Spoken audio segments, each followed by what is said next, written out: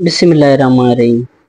आज की मेरी वीडियो क्रिस्टोफर लासेलेस की किताब a short history of world की रिव्यू पर है। क्रिस्टोफर 1971 को लंदन में पैदा हुआ था और वो ब्रिटिश का एक नोटेबल हिस्ट्रियन है। अगर मैं इस किताब की बात करूं तो इस किताब के अंदर क्रिस्टोफर ने डीप एकेडमिक एनालिसिस नहीं दिए वर्ल्ड हिस्ट्री की, बल्कि इस किताब के अंदर उन्होंने वर्ल्ड हिस्ट्री को शॉर्टली ब्रीफली एक्सप्लेन किया है ताकि रीडर्स को अंदाजा हो जाए कि शुरू से लेकर आज तक किस तरह से वर्ल्ड हिस्ट्री के अंदर डेवलपमेंट्स और इवेंट्स होती रही और किस तरह से हिस्ट्री बदलती गई। तो इसमें उन्होंने डीपली बताया है हिस्ट्री को। अगर आप इस किताब को पढ़ते हैं तो आपको अंदाजा हो जाएगा कि किस जमाने में किस दौर में क्या क्या हुआ था वर्ल्ड हिस्ट्री के अंदर और किस तरह से हम वहां से लेकर शुरू से लेकर यहाँ तक पहुंचे हैं। तो आज की इस वीडियो में हम इसको देखते हैं, इसको रिव्यू करते हैं कि इस किताब में है क्या। तो सबसे पहले क्रिस्टोफर इस किताब के अंदर प्री हिस्ट्री की बात करते हैं, जो 3000 BC की बात है, मतलब 3000 BC से पहले की बात है। तो प्री हिस्ट्री के अंदर वो कहता है कि आज से 20 लाख साल पहले इंसान अफ्रीका के जंगलों में इवोल्व कर गया। जिस तरह एवोल्यूशन थ्योरी की बात करते हैं कि किस तरह इंसान जो है ना जानवर था, बंदर से इंसान बन गया, तो एवोल्यूशन थ्योरी के हिसाब से वो बयान करते हैं कि आज से 20 लाख साल पहले वो अफ्रीका के ईस्ट अफ्रीका के जंगलों से उठता हुआ पूरी दुनिया में फैल गया, आज से 20 लाख साल पहले। तो अराउंड 10,000 BC में क्या होता है, न्यूलिथिक रेवोल्यूशन स्टार्ट होता है। न्यूलिथिक रेवोल्यूशन क्या है, ये कि इससे पहले जो है ना इंसान जब एवोल्यूशन हुई थी इंसानों की, वहां से अफ्रीका से एवोल्यूशन हुई थी, तो वो क्या करते थे, हंटिंग गैदरिंग लाइफ स्टाइल को जो है ना उनकी लाइफ स्टाइलिंग थी। हंटिंग गैदरिंग से क्या मुराद है, वो जानवरों को पकड़ते थे, जो है ना उनका गोश्त खाते थे। लेकिन जब न्यूलिथिक रेवोल्यूशन आ गया, इसमें क्या हो गया, हंटिंग गैदरिंग लाइफ स्टाइल से अटके शिफ्ट हो गई इंसानों की जो है ना हालत जिंदगी फार्मिंग की तरफ आ गई, यानी एग्रीकल्चर की तरफ आ गई। तो इसने बहुत ज्यादा फायदा दिया क्योंकि परमानेंट सेटलमेंट्स हुई।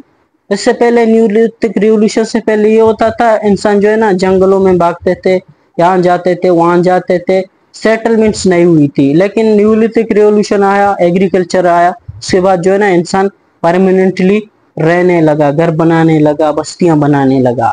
तो प्री हिस्ट्री के बाद आता है एंशियंट सिविलाइजेशन, जो 3000 BC से 500 CE से है, यानी आज से 3500 साल पहले की बात है। एंशियंट सिविलाइजेशन स्टार्ट हुई थी। उनमें फर्स्ट सिविलाइजेशन की बात करता है क्रिस्टोफर इस किताब में। जिस तरह मेसोपोटामिया का जो सिविलाइजेशन है वो सबसे पहली सिविलाइजेशन थी। उसके बाद इजिप्ट सिविलाइजेशन भी इसी जमाने का एंशियंट सिविलाइजेशन में से एक है। इंडियन सिविलाइजेशन जैसा कि इंडस वैली सिविलाइजेशन हम किताब में पढ़ते आए हैं, तो ये भी एंशियंट सिविलाइजेशन और चाइनीज सिविलाइजेशन।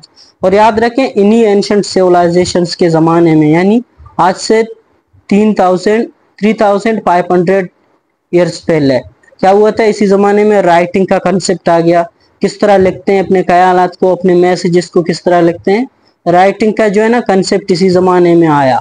राइटिंग के साथ साथ लॉ का कंसेप्ट एंशियंट सिविलाइजेशन के ज़माने में आया। अंपायर्स का कंसेप्ट जो है ना सल्तनत का कंसेप्ट, मज़ाहिब भी इसी ज़माने में एंशियंट सिविलाइजेशन के ज़माने में जो है ना मुख्तलिफ मज़ाइल डेवलप होते गए, जिनमें जुदाइज़्म है, हिंदुइज़्म है, बुद्धिज़्म है, जितने भी मज़ाहिब हैं एंशियंट सिविलाइजेशन के टाइम पे ये सामने आ गए। और इसी ज़माने में ग्रीक्स और रोमन आ गए, उन्होंने वेस्टर्न कल्चर और पॉलिटिक्स को शेप किया। तो ये थी एंशियंट सिविलाइजेशन के बारे में इस किताब के अंदर जो क्रिस्टोफर ने बताया था।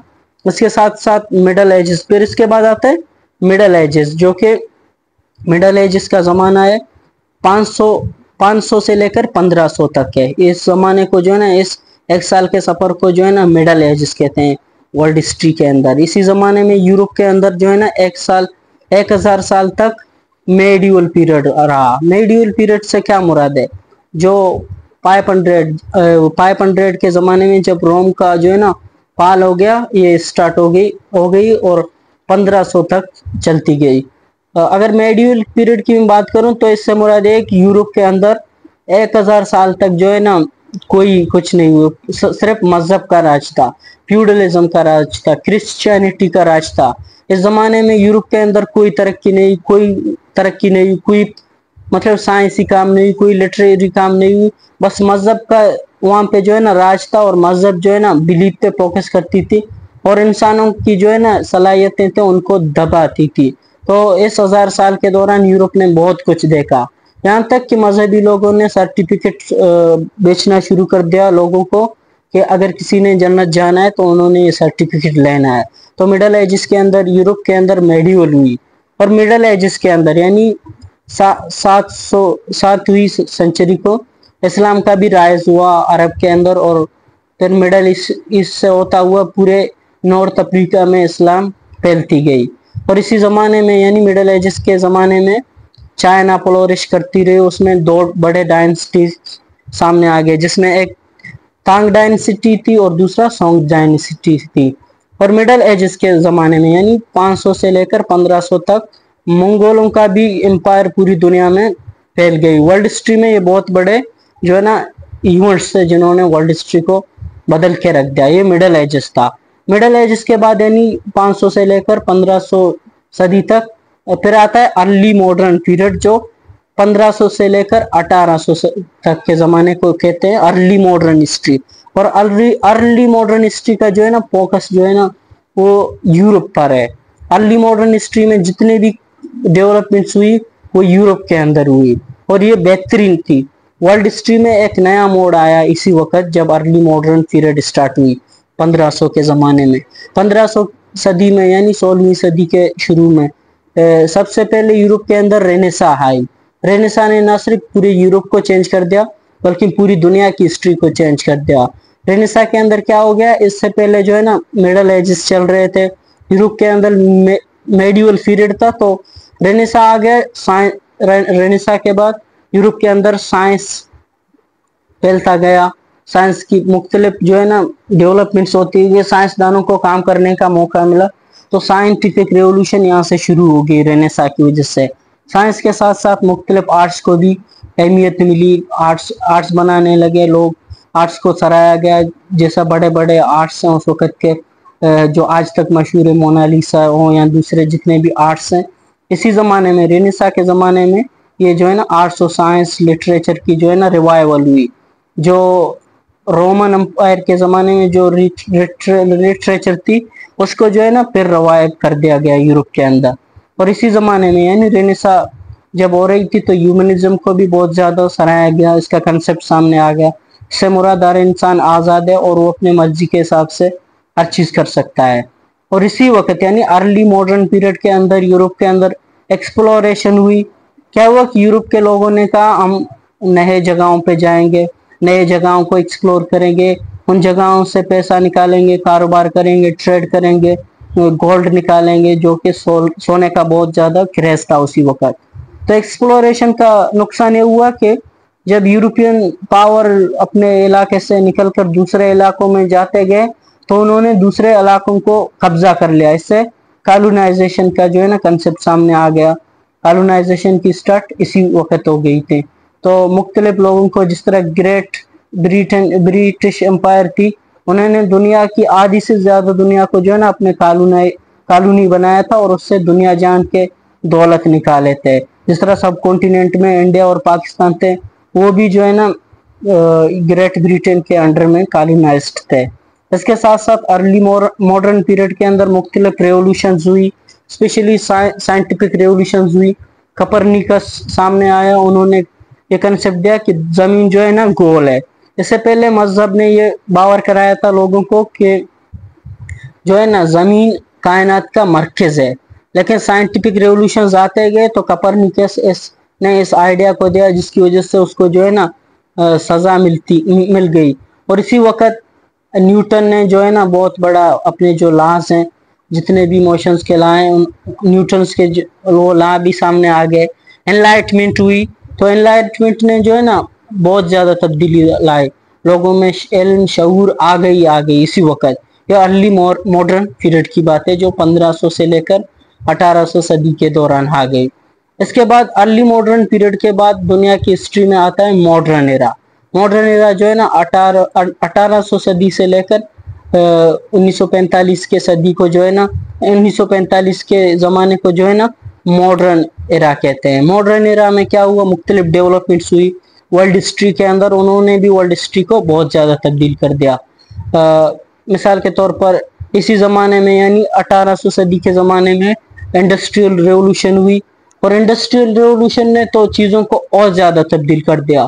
اس سے پہلے جو کئی ہزار سالوں سے انسان ہاتھ میں چیزیں کام کر رہے تھے, اس سے مختلف بہت سارے ٹائم لگ رہے تھے, بہت سارے ایفرٹس لگ رہے تھے, بہت سارے جو ہے نا تکالیف سہنے پڑ رہے تھے. تو انڈسٹریل ریولوشن میں کیا ہوا, مشینوں نے جو ہے نا کام کرنا شروع کر دیا. تو انسان کی بہت بڑی کام جو ہے نا چلی گئی. تو مشینوں نے اکانومی کو اور زیادہ بوسٹ کر دیا. اربنائزیشن بہت زیادہ ہو گئی. یہ ماڈرن ایرا کی میں بات کر رہا ہوں. اربنائزیشن بہت ہو گئی, سٹیز بڑھتے گئے اور سوسائٹیز بڑھتے گئے, پاپولیشن بڑھتے گئے, دنیا جو ہے نا بہت ایکسپینڈ ہوتی گئی, پاپولیشن وغیرہ یہ چیزیں. اور اسی زمانے میں جو ہے نا مختلف ریزسٹنس اور ریولوشن آئے, جس طرح امریکن ریولوشن ہو گئی, فرینچ ریولوشن ہو گئی, جنہوں نے دنیا کی ہسٹری کو ایک نیا موڑ دے دیا. فرینچ ریولوشن آج بھی امپورٹنٹ ہے, آج بھی پڑھا جاتا ہے, کیونکہ انہوں نے جو ہے نا ورلڈ کی ہسٹری کے اندر جو ہے نا بہت بڑی تبدیلیاں لائی تھی.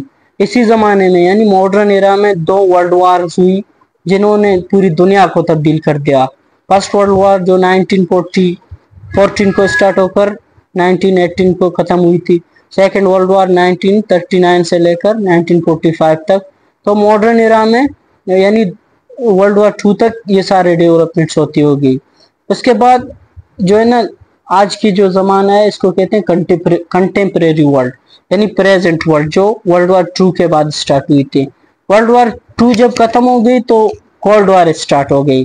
کولڈ وار میں کیا ہو گیا, دنیا 2 بلاکوں میں بٹ گئی. ایک یو ایس اے کا بلاک تھا اور دوسرا یو ایس ایس آر کا. اور ان کی جو ہے نا آئیڈیولوجیکل وارز تھی, آئیڈیولوجیکل کمپلیکس تھی. یو ایس اے کیپٹلزم کو سپورٹ کر رہی تھی, کہ کر رہا تھا کہ پوری دنیا میں کیپٹلزم ہو جائے, اور یو ایس ایس آر جو ہے نا کمیونزم کا.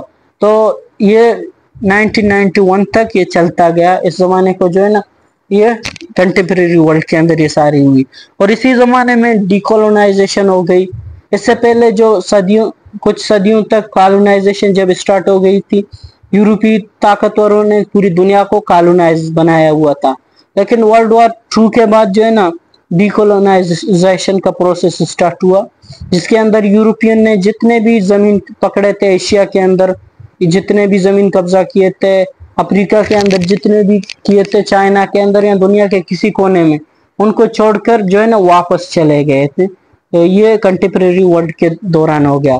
اس دوران میں مختلف ٹیکنالوجی بھی سامنے آ گئے, کمپیوٹرز آ گئے, انٹرنیٹ آ گیا, اے آئی بھی آ گیا, جنہوں نے دنیا کو اور زیادہ تبدیل کر دیا. اور آج کے زمانے میں کی بات اگر کروں تو دنیا آج بہت بڑی مسائل سے جوجھ رہی ہے. جس طرح کلائمیٹ چینج ہے. کلائمیٹ چینج آج کے زمانے میں دنیا کی جو ہے نا وجود کے لیے بہت بڑا خطرہ ہے. اور کنفلکٹس ہیں, کنفلکٹس اتنے زیادہ ہیں, جنگیں بہت زیادہ ہیں. جس طرح آپ نے دیکھا ابھی حال ہی میں انڈیا اور پاکستان کے درمیان لڑائی ہوا, یہ بھی بہت خطرناک لڑائی تھی, کیونکہ اس سے کیا ہے کہ دونوں نیوکلیئر پاور ہیں, تو نیوکلیئر وار چھڑ سکتی تھی. ابھی کچھ دن پہلے جو ہے نا عراق اور ایران اور اسرائیل کے بیچ میں لڑائی ہوئی تھی. اسرائیل کے پاس بھی ویپنز ہے, ویپنز آف ماس ڈسٹرکشن یا نیوکلیئر ویپن آپ کہہ سکتے ہیں. تو یہ ساری کنفلکٹس ہیں بڑے بڑے پاورز کے اندر, نیوکلیئر پاورز کے بیچ میں جو ہے نا, یہ دنیا کے لیے بہت بڑے تھریٹس ہیں. اس کے ساتھ ساتھ انیکویلٹی بہت زیادہ ہے آج کے زمانے میں. اگر بات کروں تو پور اور زیادہ پور ہوتا جا رہا ہے کیپٹلزم کی وجہ سے, اور جو ہے نا رچ بہت زیادہ رچ ہو رہا ہے دنیا میں. تو یہ تھی ایک شارٹ ہسٹری. اس سے آپ کو اندازہ لگا سکتا ہے کہ دنیا جو ہے نا کس طرح سے انسان پری ہسٹری میں کس طرح پیدا ہوگی اور آج کے زمانے میں کہاں پہ پہنچا ہے. تو اس کتاب میں کرسٹوفر نے ان پوائنٹس کو لکھا تھا, اور یہ کتاب مجھے تو بہت اچھا لگا, کیونکہ میں نے اتنے چھوٹے شارٹ کتاب میں پوری ہسٹری کو جو ہے نا ایک مجھے اندازہ ہو گیا کہ کس طرح ورلڈ ہسٹری ہو گئی تھی, کس طرح مطلب ڈیولپمنٹس ہو گئی تھی ورلڈ ہسٹری کے اندر. تو میں آپ لوگوں کو بھی ریکمنڈ کرتا ہوں کہ آپ جو ہے نا اس کتاب کو پڑھ لیں, آپ لوگوں کو بھی بہت کچھ سیکھنے کو ملتا ہے. تو آج کی میری ویڈیو یہی ہے. اللہ حافظ.